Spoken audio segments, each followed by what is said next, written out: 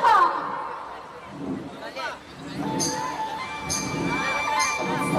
Hello hello.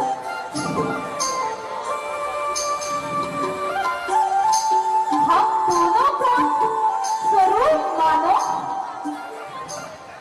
विधि ने विचार कर रखा है। चंद्रमा बनाने वाले ने रवि भी संवार रखा है। आश्रय दो मुझको वनवासी, शिष्टा का पूर्ण उत्साह करो। मैं आज्ञा तुमको देती हूँ, मुझसे गंधर्व विवाह करो।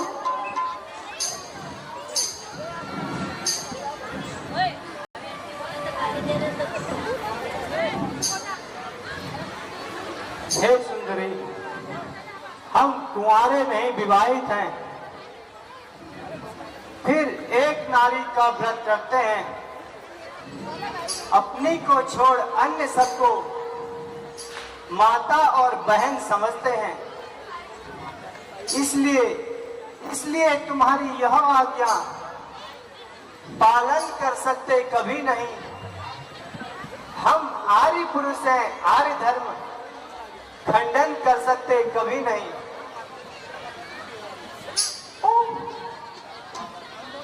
अच्छा श्रीमान, यदि आप अनुचित ना समझें तो अपना परिचय तो दें।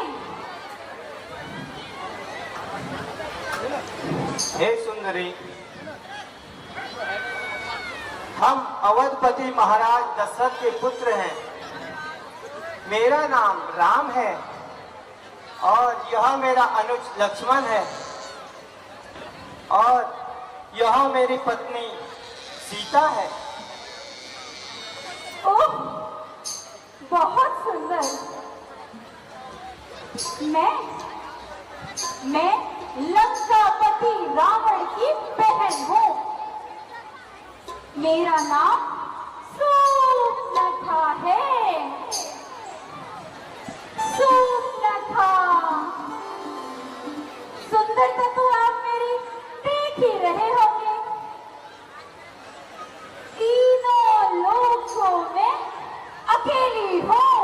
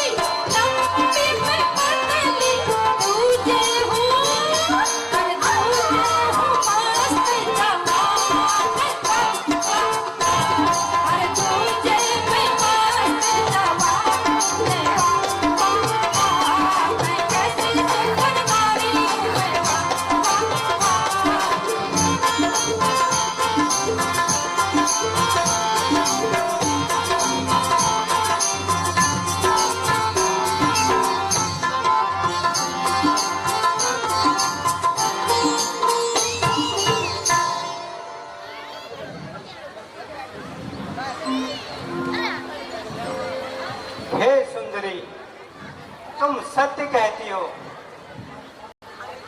किंतु मैं तुम्हारे साथ विवाह नहीं कर सकता। तुम मेरे छोटे भाई लक्ष्मण के पास जाओ, वह तुम्हें अवश्य वर लेगा। ठीक है जी।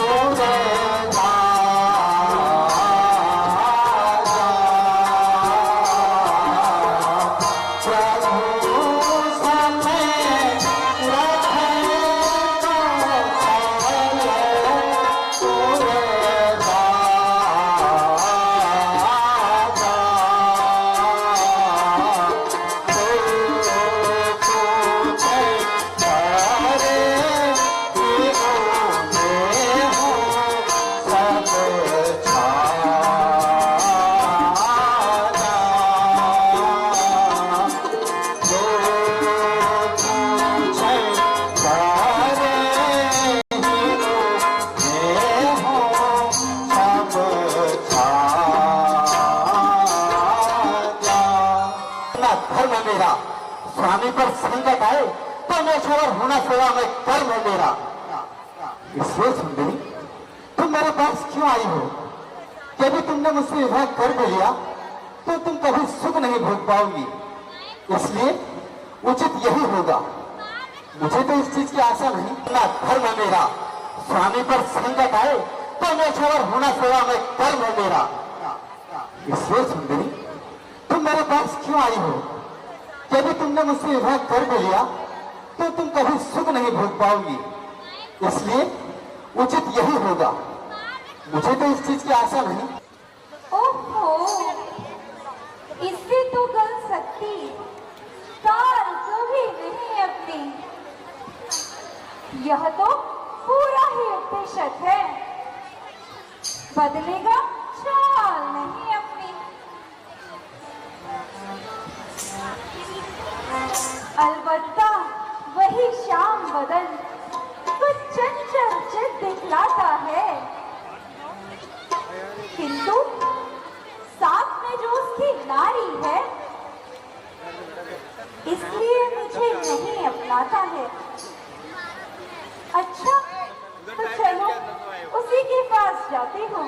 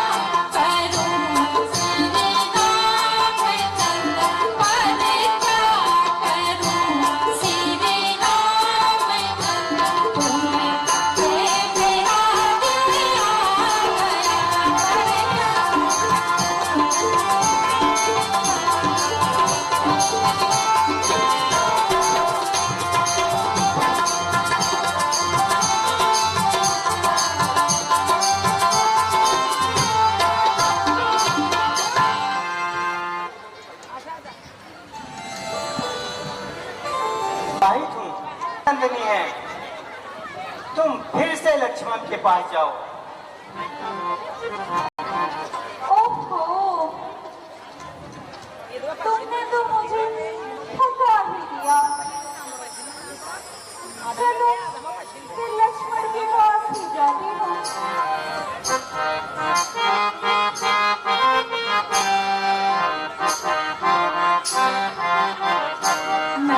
छोड़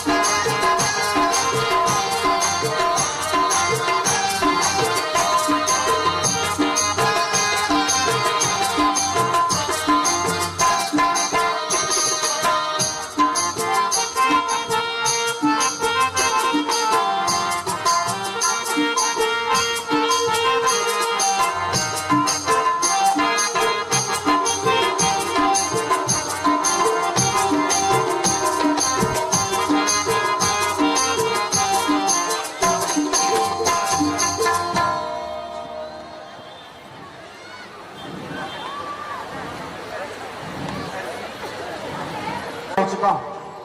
मैं अपने भाई का सेवक हूं और मैं तुमसे विवाह कतई नहीं कर सकता, और मुझे नहीं लगता कि भैया भी तुमसे विवाह करेंगे। इसलिए तुम्हारे लिए उचित यही होगा कि तुम अपने घर की ओर प्रस्थान करो।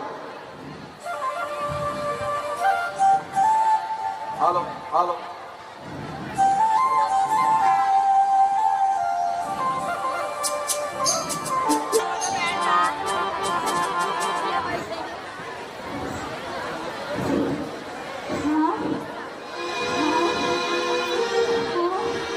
तो यही वह नारी है